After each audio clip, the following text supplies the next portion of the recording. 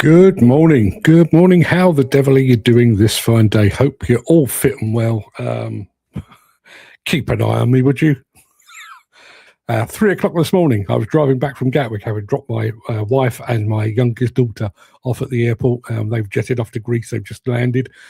So, yes, I had about 2 hours sleep, drove them to the airport, came back, had about 2 hours sleep, and here I am. And I'll tell you, I'll be absolutely honest with you. I think I'd be stretching the point to say I was feeling uninspired yesterday. I'm always fairly inspired, but yesterday afternoon I sat down to write today's morning monologue. I had nothing. I came back at maybe 3:15 this morning, still had nothing. Alarm went off at 7 o'clock this morning. Bing! We're okay. We've got a morning monologue now. We'll get to all that in just a moment. I'm going to very quickly remind you while I'm doing what I'm about to do. I'm going to remind you that I won't be here tomorrow because I'm off to see Komatsu at Lassie and Williams, which is going to be an interesting one. We are running our mini excavator World Cup yet again, which looks like that. Today's match is Caterpillar versus Kobelco. Now, yesterday's I found fairly easy to call. I thought that was going to be fairly straightforward, and I was on the money. I reckon today's could go either way. So please, in the chat, you've got your own money to spend. You need a mini excavator desperately. You need it. And you have to choose between the two competitors on your screen right now. Are you choosing Caterpillar for obvious and very good reasons? Or are you choosing Kobelco for equally good reasons? Love to hear from you. Making sure we've got some coming through. Let me do some good mornings while we're doing all of that. I think Jim Turner was our first off the mark. Well, I say that. Dan Cullen was here beforehand. Dan, more bad news on the housing sector, he says. This was at 8:50. In Scotland, Northern England, with a company worth £250 million. Yes, £250 million in debt to banks. How on earth? Indeed. I mean, I can understand how they could run up £250 million in debt. What I can't understand is how the banks allow them to run up £250 million in debt. So yes, I've already recorded. I haven't edited it yet, but I've already recorded a piece for that on our new. I'm not going to call it a channel. I'm going to call it a series, Administration Watch. So that is already in the can. Getting a good mixed bag of votes on our mini excavator World Cup match today. Mark Whiting is in the house. Chris Ford, bloody hell, I'm on time. Morning, machine test pilots. Yeah, bloody hell, he is on time. It's almost like, you know, when people say, I didn't recognize you with your clothes on. I didn't recognize you before 10:30, Chris. But welcome. Mercy Johnston is in the house. Ken Hatcher is in the house with what has he got? He's got cloud and he's got quite cold. It's quite warm here. I'm sat here in a t-shirt. Admittedly, it is a knitted t-shirt. Keep a bit of warmth in, but yeah, there you are. So yes, we've got the votes coming in on our mini excavator World Cup. Dan is back officially. He was here before the show started. He's back now. Good morning, Dan. Thank you very much indeed. And he does ask a question, and I do think, why do companies get into so much debt and get away with it? If we owe £100, the bailiffs come to the door. Yeah. I don't know. Morning, Mr. Ford. Did she kick you out of the bed this morning? Well, good. Either that, or as the old expression used to say, whenever I turned up for work early or on time back in the day, did you shit the bed? No, I did not. Nigel Williams is in our midst. Morning, Nigel. Good of you to join us. I don't want this to come across as in any way homoerotic. Far from it. But I saw Nigel on screen the other day on LinkedIn. I haven't seen Nigel face to face for a couple of years, and I know he was going through a bit of a gym phase and a health kick and everything else. God damn, he's looking good. Nigel, I tip my baseball cap in your general direction. You've done a damn fine job, sir. You're looking lean and mean and good to be seen. I'm making this up as I go along, but yeah, Nigel, you're looking really good. Well done, mate. I hats off to you. I'm trying my level best to keep up with you. I'm still on the no meat regime. to the point where I'm having dinner with a bunch of Komatsu people tonight. Already warned them in advance. Don't be bothering me with your steak and nonsense. I'm a strictly vegetarian at the moment. It may not last, but for the last 8 weeks or so, I have been a vegetarian, and I'm feeling pretty good about it. I feel about as good as Nigel Williams looks. I can't say I look as good as Nigel Williams looks, but you get the idea. Don't forget, we've got the Mini Excavator World Cup at the top of the screen there. Choice is very simple. You're going to spend your own money. You've got two choices. You either go Caterpillar or you go Kobelco. And I'm not sure which way I'd go on this one. I think there are pros and cons for both. I really do. But let me have your thoughts. What do we got? I think we have one company in the lead. I won't tell you who it is. Dan Cullen saying, "Morning, Mr. Williams. I go to the gym 3 to 5 nights and a few mornings now. Good Lord, sir. You're going to be buff as all buffness when I see you next. Bronzed and Adonis. Well, not bronzed, because you don't see the sunshine, do you? You're afraid of the sunshine. You like the cold. But I'm expecting 6 packs and rippling biceps next time I see you, Dan. Just don't show them to me. That's all I ask. I'm not going to say I'm going to cut today's show short. That's not true. I have a morning monologue, but once the show is over, I will literally be jumping in the car and heading for all points northish. I'm only going as far as Oxford, but I've got to get myself up there and get some stuff done. So there you are. Now, Chris Ford, I probably need to explain this again. We had this yesterday. You said Caterpillar over Kobelco in the poll. I've put my money on them. You see, the problem with that is you've mentioned both, and the system will now register you as a vote for both. So well done on that. I mean, at least you've kept it even, you know. Mike Wolf, you and me have both offered the veggie options for the Komatsu dinner tonight, and good stuff. Look forward to seeing you, Mike. Be good to catch up. Haven't seen you for a wee while. Always good to catch up. Do you know, I wouldn't say it was a dream because I was wide awake. I had a thought the other day. You know, me and Mike have known each other for a long, long time, and he's been around the construction equipment game. He's on global highways now, but you know, he has his fingers on the pulse. He has his fingers on the pulse of all things construction equipment, with a particular leaning into paving and compaction and that kind of thing. And I was driving along the other day, and I thought, you know, me and Mike Wolf should probably do a podcast together. And then the moment passed. I may tap him up tonight, see what he thinks. And I'm expecting him to say, bugger off, I've got enough on my plate. I feel the cats aren't as good as Kobelco as they're focusing on tech, I believe, once more. Although you haven't actually mentioned CAT, you've put CTS. So you've just voted for Kobelco. Really? Well done, Mr. Ford. You can you can do it. Mike Wolf says, I'm doing a BMX training last night, running this morning with the dog. Well, I was doing the airport run at 2. Well, we left here at 2:30, and I got back about 3:15 or thereabouts. So yeah, a couple of hours of sleep. So if at any point you see my head beginning to droop, a la Donald Trump, rest assured, I'm probably not having a heart attack. I'm probably just nodding off. And please don't take it personally. I'm not bored with you. I'm just very, very tired. Chris Ford saying, veggie option, no. 10 weeks ago, I'd have said exactly the same. I wouldn't say I'm strictly. If I lived in a different climate, I would live on fish. I wouldn't eat meat at all. Never that bothered about meat. Don't particularly like red meat. Don't particularly like lamb. Was eating far too much chicken to the point where I was bored with it. So yeah, giving up meat is not that hard for me. And I have to say, this time around, eating lots of pumpkins and squashes and sweet potatoes and all that kind of thing, lots of healthy grains and pulses and all that. And I may be kidding myself. It may be just a placebo thing, but I'm actually feeling better now than I've felt in a good few years. So there you are. Morning, lad, says Gary Major over on LinkedIn. Good morning to you, sir. Thank you for joining us. So when we're going to get together anyway, Dan, I was hoping you were going to win that Omaze competition and get us a nice meeting place, so roughly halfway up the country for your £1,000,000. That would be good.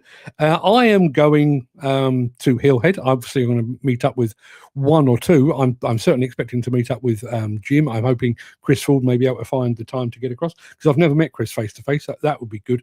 But yeah, we do need that. We do need that.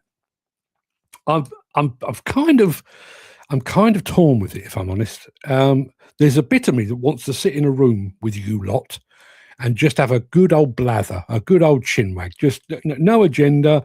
I'm not going to stand on a stage behind a podium and pronounce or anything like that. I just love to sit around a big round table, couple of pints, maybe a pot of tea as well, because I'm a bit of a lightweight, and just sit there and have a chat. I'd love to do that. But there's also a bit of me that feels a bit, who do you think you are? Hosting a meet and greet. I'm not Axl Rose. I'm not Taylor Swift. I'm none of those things. I mean, I probably look more like Axl Rose and sound more like Axl Rose as well, actually.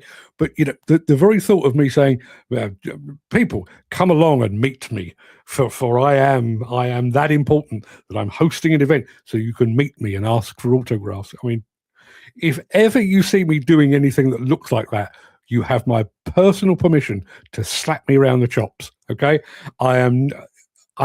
if we ever do get together, it's going to be on your terms. I'm going to be there as a punter as much as you are. Just rest assured, meet and greet is not in my future.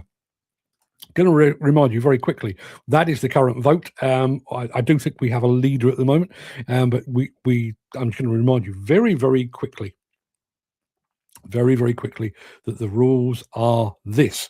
You have got some money to spend on a mini excavator for your own personal use, and you must make a choice between one of two brands. It is either Caterpillar or it is Kobelco. Which one would you choose? Gary Major has just said, what date have you got at Hillhead? Oh, excuse me, he's going down the wrong hole. I'm going to be there on the opening day, the Tuesday, which I think is the 23rd. I'm there for a day, and that is it. Lots of people to meet up with. I'm kind of regretting only booking a day because I've got too many people to meet, but I'm not regretting it in terms of the exhibition. I've kind of exhibitioned out this year. So one day I think will be enough to see the show, and Fred will be off doing the filming part of it. But yes, I would very much like to maybe have another half day just to make sure I get to meet all the people I need to meet. But there you are. Jim Turner says, I'd be on the T2 mark. I'm not drinking in public anymore. Really? Is there? Is this just a personal decision? Was there an incident? Is there something you'd like to confess? Did things get out of hand, Jim? I can't believe that would be the case. Dan says, if I win that house, 6 bedrooms, we'll have a meet and greet. Okay, well, Dan, it will be your meet and greet, and I'll just turn up as a punter. How about that? JCB Visit is pretty central in the country. I tapped them up again, and they thought they were going to look at it, and there you are. I'm going on the Wednesday, I think. Well, Ken, I will probably pass you on the motorway. I'll be going down as you're coming back up. But have a great time. I'm sure you will. Connor's School Bus. Haven't seen you for a while. The only bulldozer company we trust for my property for levelling and projects is CAT. I understand that, but we're talking here mini excavators. I'd find it hard to argue against that. If we were talking about dozers, I love me a Komatsu, I love me a Liebherr, but if somebody said here's a Caterpillar, I would not be disappointed. Jim Turner says, I'm going Tuesday. Looking forward to having an early morning crack with you, Mark. Yeah, well, I'm bringing the microphones. I'm bringing the camera. I'm going to sit down and have a proper natter. I want to kickstart this thing that I've had in mind for a while, called Blue Collar Heroes, which is going to be a series featuring you guys, not just you guys, but people that are at the sharp end of the industry. I'm not talking about these sort of namby-pambies, middle management that wear shirts and ties to the office, which we need them and they're perfectly valid. But I think the people that are at the sharp end, the Jim Turners. The Jamie Tarvui, who is actually over on Instagram, Chris Ford, Ken Hatcher, all of these people, I want to give you your moment in the spotlight. And Jim, I think you'd be a good starting point, because obviously you've got a lot of miles under the bridge. I'm not saying you're old, but because you're younger than me, but you've got a lot of experience. But I also like the idea of concentrating a little bit, without you giving away any trade secrets, actually looking at some of these ideas that you have for new machines. So yeah. Dan, I've not drunk in a few years either, not eaten meat in a while either. Well, I'm kind of the same. I mean, I wouldn't go so far as years, but yeah, I'm enjoying it, and the booze, not bothered either way. I'm doing a full health boot. I'm not eating sugary foods or foods with sunflower oils at best. Yeah, processed foods, not good, people, not good. Meet and greet, more like a grunt and fart. You'd be disappointed in me, old, decrepit, miserable bucker with a smile. Well, I mean, you're one step ahead of me, because I'm old, decrepit, and miserable, but I often don't smile either. So, Chris, you'd be in good company, I promise. I thought we were more like redneck than blue collar. Well, listen, there's a bit of me that sees redneck as a bit of an insult. I don't know if that's how the Americans intend it. I see that as a bit of a demeaning term, whereas blue collar hero, you're salt of the earth, nations have been built upon you, people like you. That's the idea. So, I mean, I've got the artwork ready for it. I just need to get a couple in the can, and I'm planning to do that. I mean, going back to what I was saying about launching a podcast with Mike Wolf, I'm sure Mike has just run for the hills on the very prospect of it. But one of the things that I'm very, very keen to do in the months or years ahead is to expand what we have. Obviously, we have this show. Obviously, we're producing videos for YouTube and Facebook and stuff, particularly Fred over on Diggers and Dozers. But I do think, given the fact that we've got an audience, given the size of our reach, I do think we need to do, widen the scope a little bit. And I do think one of the important bits that we don't shine the light on anywhere near often enough is the people at the sharp end. You see the industry magazines, they're interviewing managing directors and chief executives and all that kind of thing. But what about the people with the dirt under their fingernails? I do feel like they're completely overlooked. I do. Jim Turner says, if I get on the drink, I can't promise to behave. And as I get pissed, I hate the feeling of losing control. Yeah. I must admit, mine wasn't so much that. Mine was, health scare to start with. I was diagnosed with sclerosis, which, given what I did for a living, was not entirely surprising. But yeah, the loss of control was bad. I was never a big fan of that. Losing hours, and I did lose a few over the years. But my biggest problem was hangovers. I got to the point where my hangovers were lasting 2 or 3 days and not getting any better. I literally woke up with a hangover the day after and felt terrible. Woke up the following day, still felt terrible. Connor School Bus, another Sheraton bites the dust. An implosion of the former hotel happened over the weekend in Arlington, Texas. Yeah, somebody sent me the details of that. I do need to dig that out. Nigel Williams says, I'm building a mobile podcast studio in my Ford Maverick, and I want to do interviews of operators so I can reinvent from the seat of the cab podcast. Nigel, I mean, I'll be absolutely honest with you. Your idea is way better than mine. I'm always very aware of the fact that I sit on the periphery. I am ultimately just a journalist. Yes, I have a passion for all of this. Yes, I do, have my grumbles and my gripes about the industry, but nobody is better placed to do that than somebody that's actually living and breathing it. Nigel, good luck to you. And I love it. That was one of my dreams. I have many dreams about winning the lottery, which is weird because I very rarely do the lottery. But if I did, always quite fancied, a nice studio. I'd like something bigger than this, with multiple desks and setups, so that each day might look different, or each show might look a bit different and everything else. But I've always had a hankering. I wanted to do a van conversion, not to sleep in, although I've always quite liked the idea of that. But I love the idea of actually having a mobile office. Studio is probably going over the top. But I've always struck by the fact, like, me and Fred will go up to Hillhead, and we'll drive up there, we'll have a bite to eat, we'll go to bed, we'll get up the following morning straight into the show, and we'll do the show, and then I'm going to drive home. So for 4.5 hours or thereabouts, I'm going to be driving and Fred is going to be nodding off. He could, had we had the mobile studio, he could be in the back, sat there on a laptop. By the time we got home, we'd be uploading videos. There's a bit of me that would quite like to do that, but I kind of need to make it big on the lottery. Not drunk in public for over 25 years. I'm probably about the same now, actually. To the point where I literally cannot remember the last time I was drunk. Long while ago. Now, here's the thing. How would developers work if they let men on the ground run business and get rid of some of these money-hungry MDs? Well, good question. Fair play, Nigel. Sounds great. Yeah, Nigel, listen, keep me posted on that. I mean, personally, given how good you are at video, record, film your building out of your mobile studio. I think that's a fantastic idea. And I do love, I have to say, I tip my hat again to Nigel Williams. The photographs that you do on LinkedIn, I'm sure you don't just do them on LinkedIn, but that's where I see them, where you're out and about, because you are the troubleshooter. You're one site one day, another site the other. And the fact that you highlight some of the people that you meet along the way, male and female, old and young, I think it's a fantastic thing. If you could take that a bit further and actually get them to say some stuff, I think you're onto a winner. I really do. Was going to Hillhead on Wednesday. Don't know whether I could do 2 days these days, but we'll see. Depends on workload. Are you traveling up Tuesday morning? No, we're traveling up on Monday night. We're staying about 30 miles away, actually.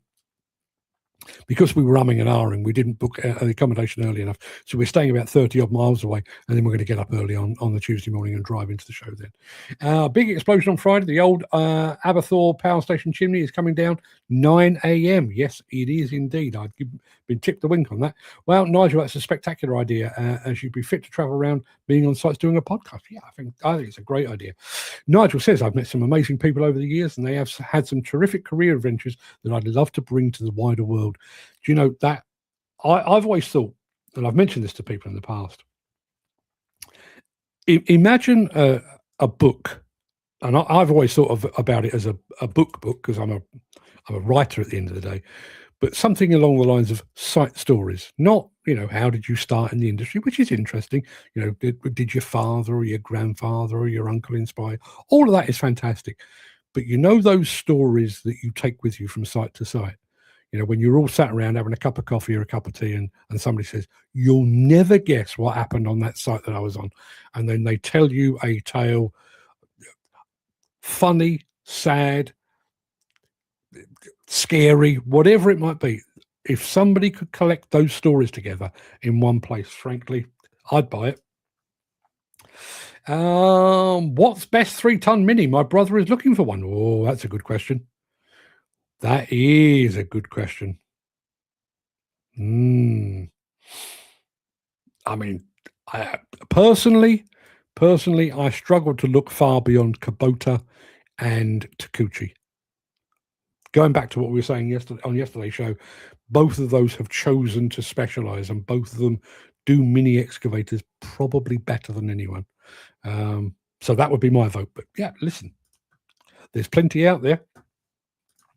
Dan Cullen says, Mark, if I ever win the Euro Millions, you'd be my first call. Trust me, Dan, if you ever win the Euro Millions, I would phone you. I really would. Mark Whiting has just registered his votes, should I say. Sea Era's got a couple of big projects. They've got Vauxhall and Luton and a power station too. They did. Yeah, I can't remember the name of the power station. It was in the news a couple of days ago. Dan is recommending either a Kobelco or a Doosan, Devellon, or Kubota or Takuchi. Yeah, Kubota or Takuchi would be my starting point, but I don't live with these things. We've got plenty of votes coming in, so it is time to roll the intro, get this show on the road, given that we're 25 minutes in and I've done nothing at all. So let's have a bit of this.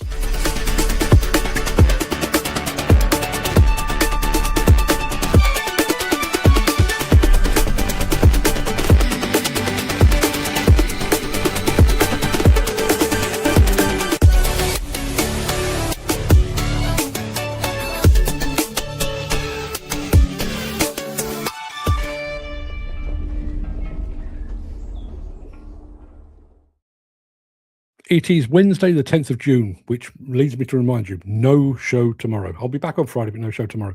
Welcome to the Breakfast Show. I am your host, Mark Anthony, the walrus of demolition, the Lord High Chancellor of live streaming, and the authentic voice of the global demolition industry. In today's show, we're going to be taking a quiet spin through the Swedish countryside with the Volvo A40 electric hauler. Ship loading in Turkey, Sennebogen-style. Who would move an airport terminal down the tarmac? Mammoet, obviously, because that's what they do. And we're going to see the Komatsu WA475 wheel loader explained. And in today's episode of Mark's Morning Monologue, no one left to blame. Yeah. And I wrote this 6 o'clock this morning, I guess, before Dan had put up the news of Stuart Milne going into administration up in Scotland. But it ties in quite nicely. No one left to blame. That is our morning monologue. But we're going to start the show in just a moment after this.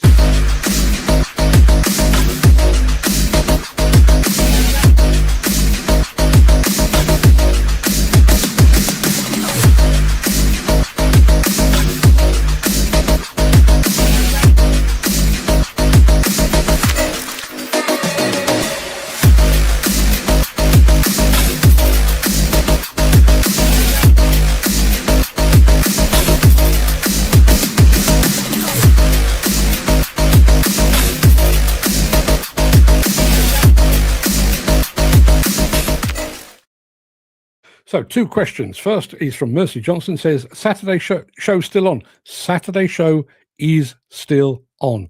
10 a.m. on Saturday. We'll be doing a watch along of my trip to Czechia, Czech Republic. It's called Destination Dobris. It's about half an hour long. We can chat as long as you like afterwards, but that is very much on the cards. If you go to, where are you? You're on YouTube. You should see a notification of that coming up. So keep an eye out for that. Dan, ask you a question. Any news on visits to Larini planned, or any news on the Jumbo? The Jumbo's coming together. I've seen a few bits and pieces coming out of Larini. I have reached out to them. I spoke to them a few weeks ago and have basically said, when the thing is ready, give me a bell and I'm hopping on a plane. So keep an eye out for that. See the cat couplers there, American, not seeing those in the UK. They're here. They are here and widely available. Whether they're widely in use or not, I don't know. But there we are. So we had a bit of that. We need to do our first film. And this is, it's a nice, peaceful way to start the day. I say start the day. My day started hours and hours ago. But yeah, we're going back to Eskilstuna. And we're going for a drive through the forests of Sweden with an electric hauler, the Volvo A40.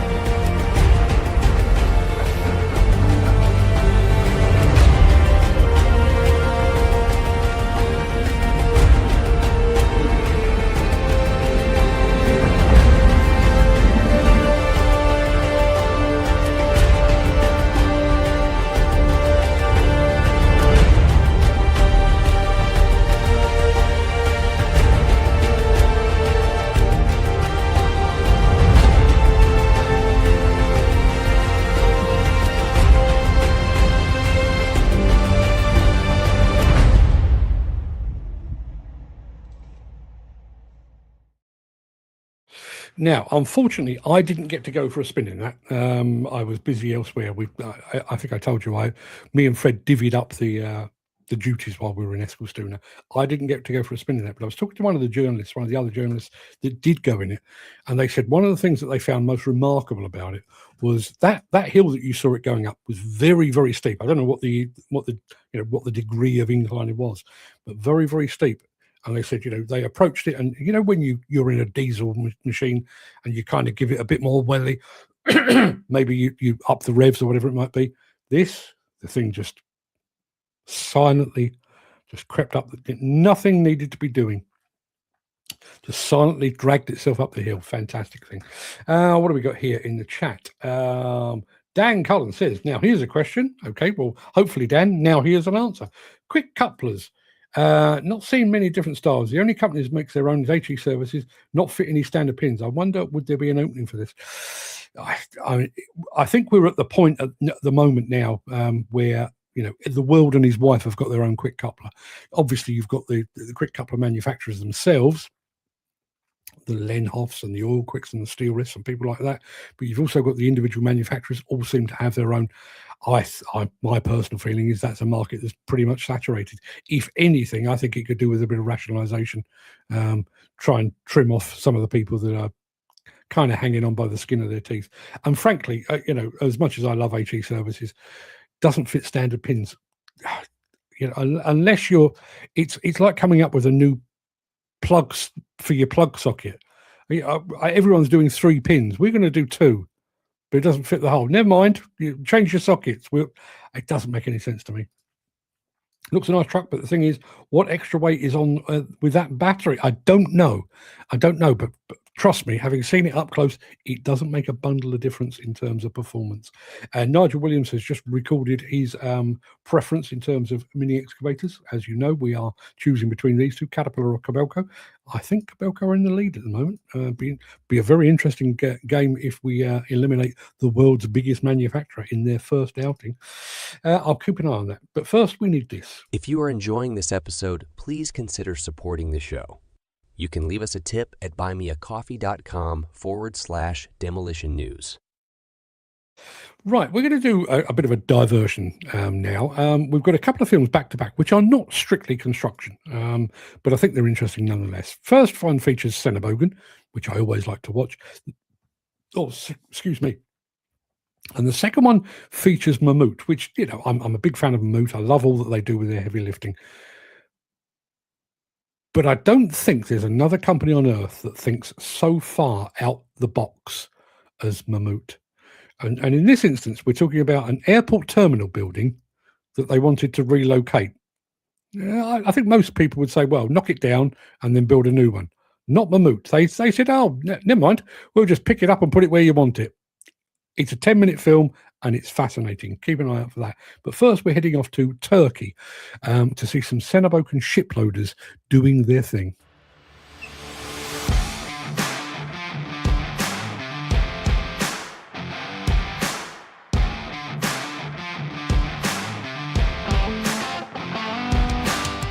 My name is Okan. I'm a mechanical engineer from Force and Machinery, and we are now in Hatay Iskenderun. This is southernmost city of Turkey. It's in Mediterranean region.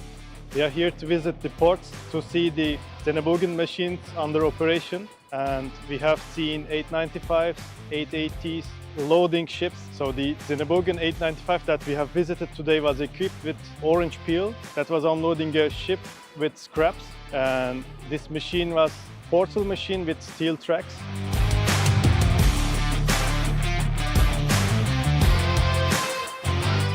Force and Machinery, we are the only dealer in Turkey. So in this region we have sold almost around 200 machines, or even more than 200 machines.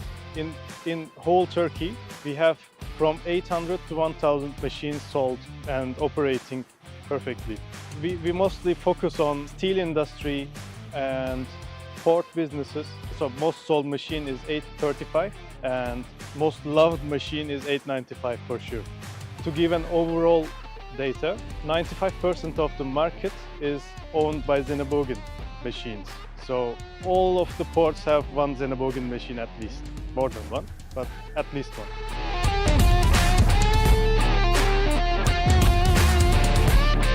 So Tosyali is one of the first customers that has purchased 895s in the world. So they have a huge role in the improvement side of the machine. So they had lots of feedbacks and helped us a lot. Their main role is they have a steel factory and they purchase scrap from all around the world and they unload scrap from ships. They use Sennebogen for this operation. And they have a side company called Harsco. They use smaller machines. And Harsco also has, I guess, 30 machines, 30 or something like that. And they handle the material. They mostly do sorting the scraps. In Tosyali, we have around 6 895s. And in total, with their side company, they have in total 52 machines. They are ranging from small machines to big machines. They are all hybrid. They mostly use it on electricity. Electricity is the main line because it's a bit more efficient for them to use it with electricity.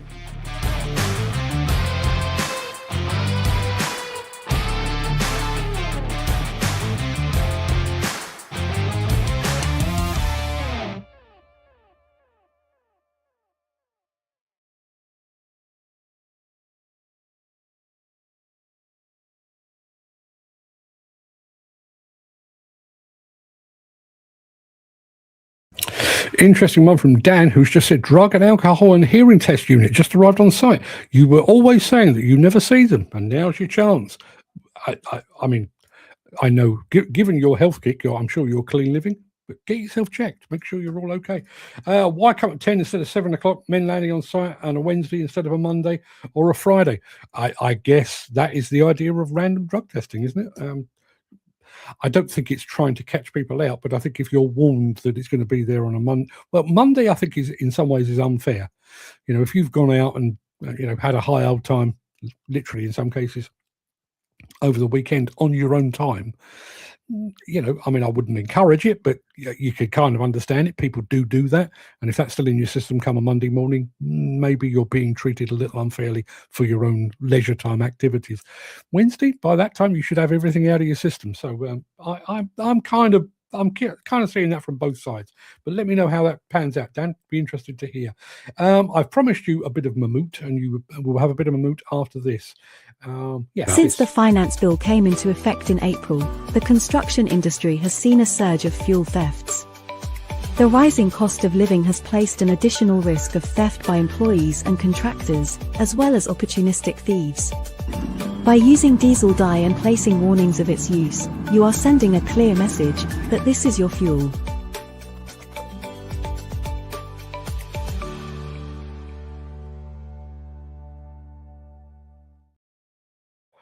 I'd really like to go and get a go on a Sennebogen machine. I'll be honest with you. I mean, I wouldn't know where to begin. I love their demolition machines. I really do. I think they are absolutely fantastic. But I'd love to have a go in one of their ship loading, materials handlers. Up high, looking out at everything below you. Fantastic stuff. Get me to a scrapyard. Let me have a play with that. Supervised, obviously, because I could do a lot of damage with one of those. Right, Mammoet. Moving an airport terminal like only Mammoet could do it. This is 10 minutes long. I think you'll enjoy every second. Right now, we're at the mercy of the airport, so we are not allowed to roll until the last flight of the day has landed.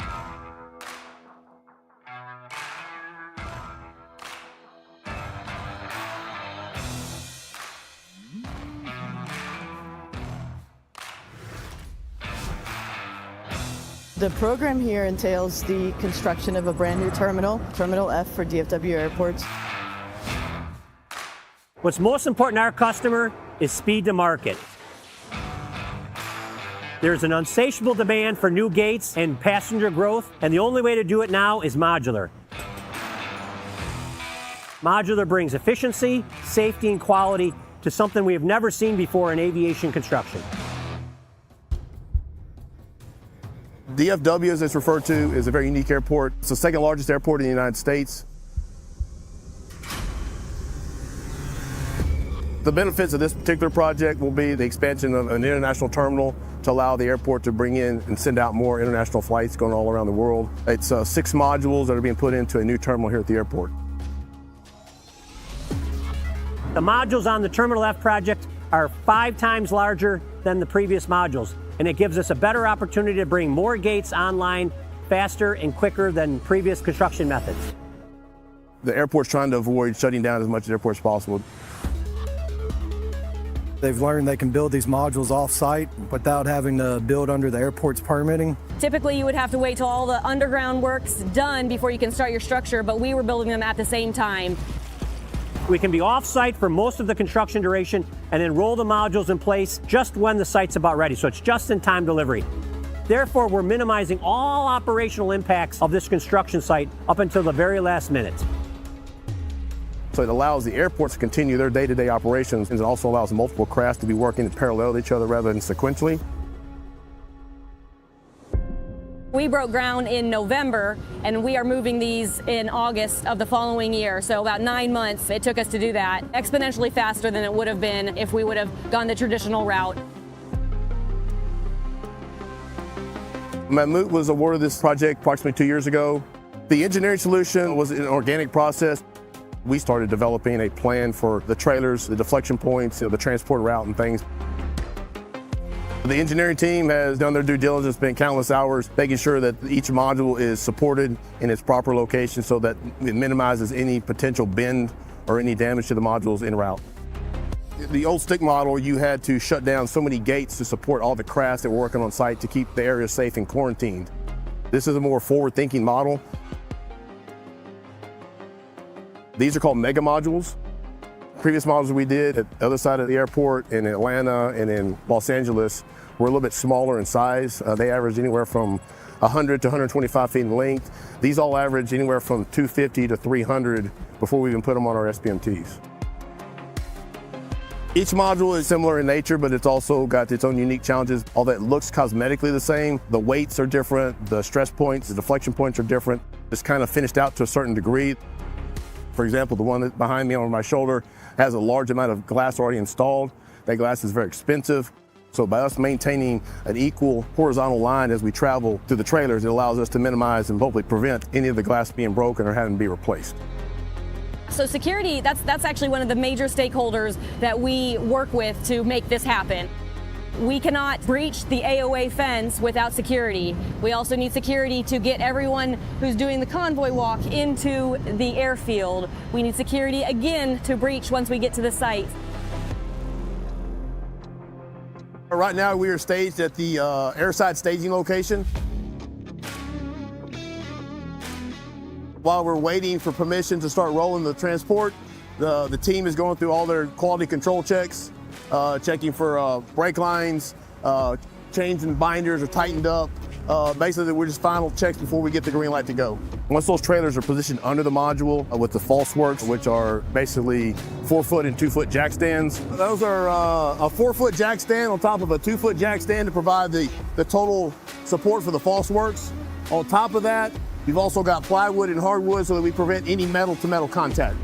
We'll come up under the beams, supported the column to take the weight, move them off the foundations.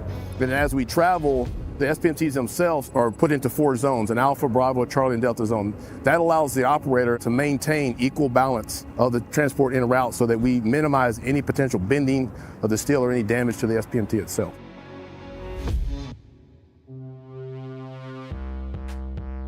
We're on the Bravo Charlie zone side of the trailer. The other side is the Alpha Delta zone. Each zone is responsible for different loads. How's it going, Hunter? Okay, what you checking? Using a sports analogy, everybody's kind of getting their game face on. They know it's about time for kickoff. When the blue lights come on, we know it's time to roll. There's several projects going on here at the Dallas-Fort Worth Airport. This is one of 4. We've been challenged with delivering 6 of these modules in about a 2-week period. We will deliver one tonight.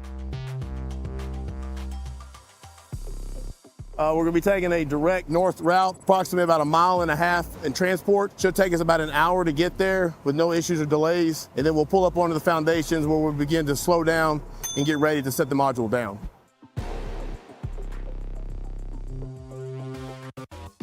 This is our operator for tonight, Jerry. The entire operation, we're controlled by one individual using this box. We've cut the power packs on. We're letting the hydraulic oil go through the entire system so that when we're ready to go, when we get the green light, we can start moving forward. We will be traveling with 4 columns of 58 lines of SPMT with the power pack on each end. A little bit larger team than normal that we're using tonight, large in part due to the large size of the modules. During the transport, we'd like to make sure that we've got eyes and ears on the movement the entire time. We'll have people positioned in trucks, bringing equipment, additional equipment if we may need during routes. And we'll also have walkers and spotters on the ground along with myself, the project engineer, and of course the project supervisor. Of course, everything starts with the basic lineup, getting the trailer square with the module, getting square with each other underneath the piece. The airport security, the DPS, they'll do a security sweep, make sure there's nothing on the module it's not supposed to be on the module. Once the sweep is complete, we'll pull out on the runway and then we'll drive across. Once we cross the Alpha Bravo Bridge, where the planes cross to go back and forth between each terminal, we basically go straight into the off-site area where the modules are actually being set, where the terminal will be. If you see the blue light at basically our 12 o'clock, that's our ultimate location. We'll be about half a mile an hour to a mile an hour. This module itself in pounds weighs almost 5.7 million pounds. On the spot, the metrics, I think it's right around 2,700 metric tons. On the transport behind us, you'll notice the sweep trucks. You also see a crew of people with little baggies. They call it the FOD squad, foreign object debris. And strictly their job is to pick up any loose rocks, trash, anything that could potentially get sucked up into an airplane motor. Once we get the green light to my supervisor, he'll set the piece down. We'll unchain the piece. The load will be taken off the trailers and put on the foundations at the airport. We'll come back here and start rebuild and the false works to support the next module. And we'll repeat that same process within 24 hours.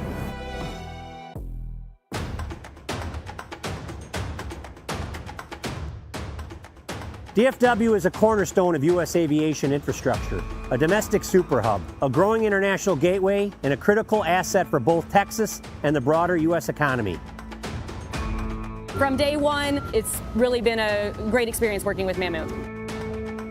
The Walsh Group and Mammoet have a long 30-plus year relationships in the transportation industry, and it's been a tremendous continued success working with Mammoet.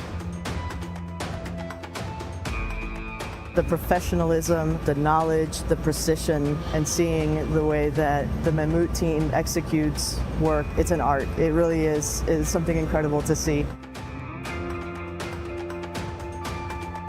It's a large team effort. It takes a lot of people to get 6 modules from ground up at a different location and put them over here at the terminal site. It takes a lot of collaboration with a lot of different stakeholders. It's a tremendous effort.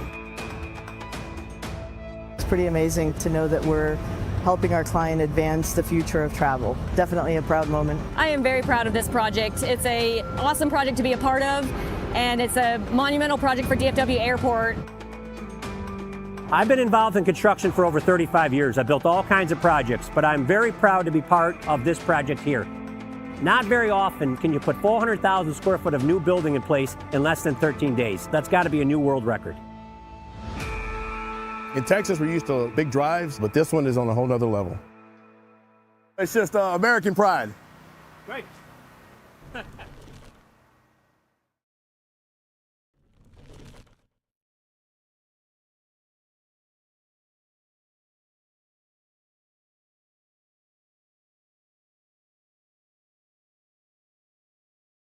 American pride indeed. Fantastic project, fantastic video. Dan Cullen saying great video and great description of the project.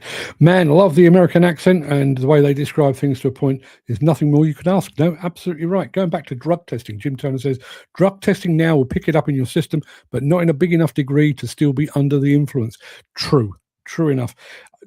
I can never remember it. It's like 72 hours. I mean, depending what alcohol or more specifically drugs that you've ingested, but yeah, 72 hours after the event can still pick it up, possibly even longer. Why don't demo companies use Sennebogen machines instead of these cheaper Asian brands? Dan, I think you just answered your own question with the word cheaper. Sennebogens are not cheap. Liebherrs are not cheap. Volvos are not cheap. Komatsus and Caterpillars are not cheap. Whereas some of our friends from further afield, shall we say, are not cheap at all. We've got one final film to show you.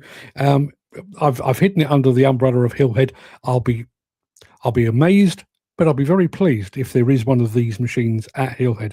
But first, this.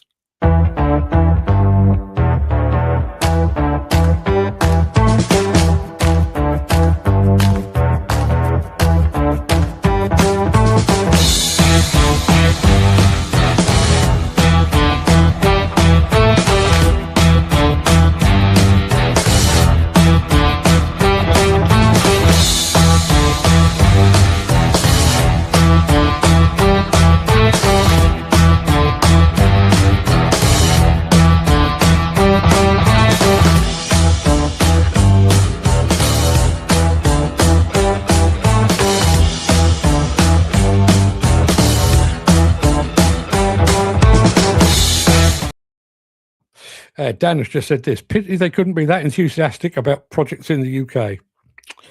Funny you should say that. That kind of leads me into the morning monologue, but I do have one final film to show you. It features Komatsu, the WA475 wheel loader, which looks like this.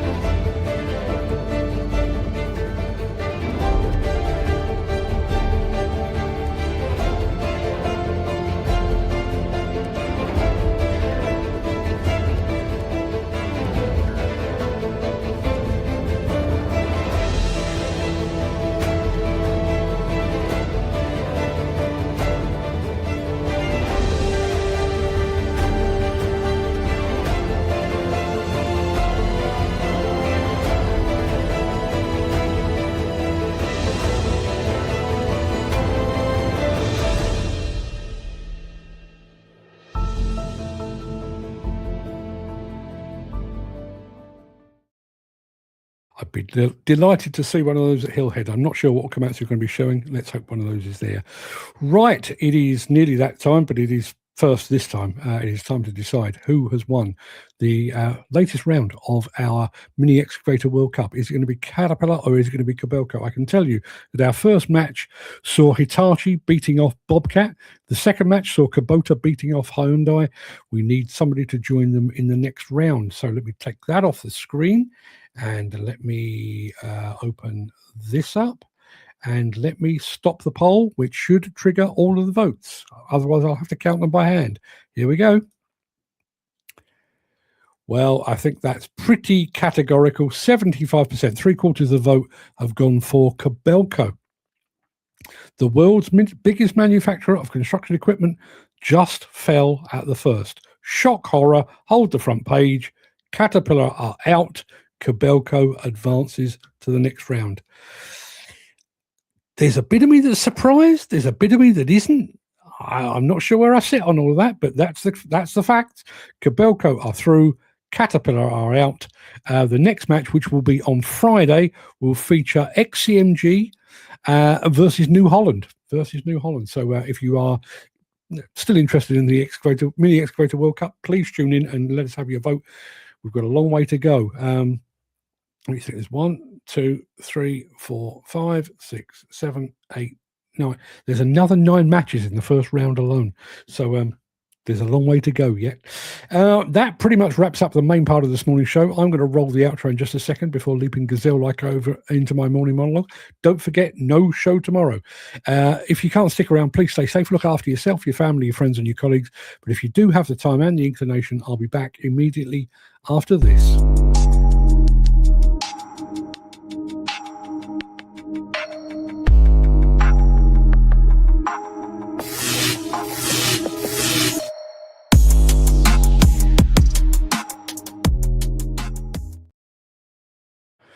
During the recession of 2008-2009, it was the financial institutions, the banks, the bankers, and the economists. A few years later, it was our European neighbours with all their pesky rules and regulations and their migrant workers. Then we voted for Brexit, and it was the migrant workers that chose to return home. Not long after that, it was COVID-19. Not long after that, it was COVID-19 and the Chinese that had apparently wrought it upon us, the social distancing and the lockdowns. And all the while, it was also the government, whether that was Conservative or Labour. Throughout the past 20 years, the UK demolition and construction industry has seemingly suffered far more lows than it's enjoyed highs. We've witnessed huge numbers of companies collapsing into liquidation. Workers have been injured, maimed and killed on our watch. An unstoppable exodus of talent has drained the sector, yet after every single setback, the industry has simply looked around to find someone or something to blame. Companies going out of business in 2008? Bankers. Annoying rules on the environment? Bloody EU. COVID? Sodding Chinese. Site accidents? Companies going out of business in 2026? The poxy government. Project overruns? The poxy weather. We blame our inability to attract and retain young workers on the Construction Industry Training Board. We blame site accidents on foreign workers that don't or can't speak English. We blame Tier 1 companies when projects bust through previously agreed budgets, and we blame subcontractors when projects bust through previously agreed deadlines. We even bend reality to accommodate this blame game. Being part of the EU was costing too much money, and it forced us to abide by those laws passed in Brussels. We're no longer part of the EU. We're worse off financially, and I've seen no signs of rules being loosened. Keir Starmer and Rachel Reeves are apparently the root of all evil, the spawn of Satan. Were we better off under Boris Johnson, Theresa May, Liz Truss, Rishi Sunak? COVID-19 undoubtedly caused the demolition and construction industry enormous harm, even though it was one of the few sectors granted explicit permission to keep working right through the pandemic. Yet that pandemic was perhaps the greatest indicator that the industry's fundamental problems lie much closer to home. As the lockdowns took hold, companies up and down the country clamoured to get access to government loans just to keep their heads above water. More than 250,000 UK construction firms drew down bounce-back loans costing the taxpayer around £7.7 billion. Recent analysis of British business bank records indicates a damning truth. Only around 11% of those bounce-back loans have been paid back in full. And that's not a refusal to pay back the loan, it's an inability. And it's that inability that tells the true story of today's demolition and construction industry. Tens of thousands of companies, tens of thousands of companies are living hand to mouth. They're permanently on the brink. They're just one delayed project, one non-payment, or one single period of inclement weather away from total disaster. We operate on margins so razor thin that there is zero room for error. Yet we act as though macroeconomics are the only thing that can capsize us. When times are good, and while it's hard to picture that right now, times are occasionally good, we refuse to fix the roof while the sun is shining. We fail to set aside a reserve for a rainy day. We fail to invest in sustainable training or modern machinery. Instead, we buy fancy cars and even fancier watches. We take expensive holidays in exclusive destinations. We live the lifestyle of footballers and movie stars, completely ignoring the storm clouds gathering on the horizon until the downpour hits us. But we've now officially run out of excuses. Oh, listen, I'm certain somebody will find a way to blame artificial intelligence for the industry's future ills. There'll always be those that insist that everything wrong with British construction is down to Johnny Foreigner. And yes, the lazy will probably still blame the Chancellor or the rain when things go awry. But we're kidding ourselves. We are the ones who have failed to attract and retain the skills and talent we so desperately need. We are the ones who have failed to eliminate the scourge of site accidents and fatalities. We are the ones who have failed to stop the abuse of drugs and alcohol on our site. We are the ones who have failed to root out corruption. We are the ones who have perpetuated a toxic race to the bottom. We are the ones who have perpetuated a toxic race to the bottom driven by suicidal project pricing and desperate bid undercutting. We are the ones who have stood idly by as more than 4,000 of our fellow demolition and construction companies have gone to the wall each year for the past 2 years. The industry needs to take a long, hard look in the mirror, and it won't like what it sees, because staring right back will be the absolute, undeniable reason that the industry finds itself in the doldrums today. There you are. That's my morning monologue. For all it is worth, it largely made sense, which is something of a surprise given the fact that it was written on about 4 hours sleep at 6 o'clock this morning. But there you are. That is no one left to blame. We're already beyond the hour, and I do need to go and pack my bags, but I'm going to hang around for a minute. If anyone's got any comments on that or anything else, love to hear from you. Just when you think about all of the excuses we have, another company's gone, Rachel Reeves, Rishi Sunak, Ben Johnson, Boris Johnson, Liz Truss, who crashed the economy, all perfectly to blame. You know, we blamed Johnny Foreigner when Johnny Foreigner was here pre-Brexit.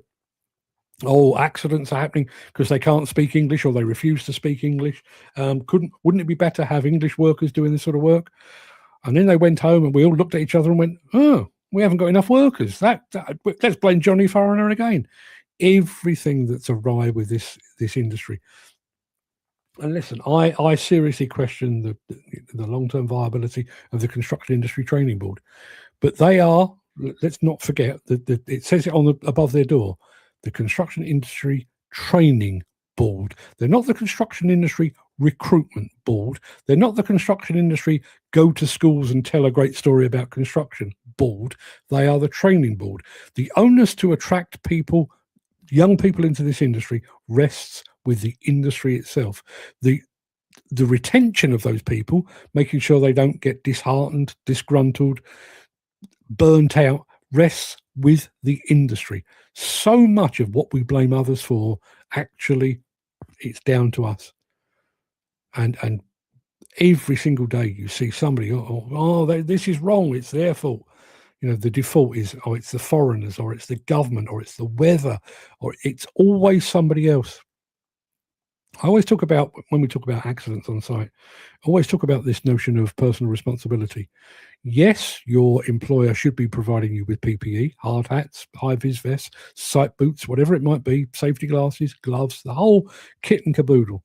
But ultimately, the responsibility for you not walking under a suspended load, the ultimate responsibility of you not walking behind an excavator unseen, the responsibility for you not walking off the edge of a building rests with you.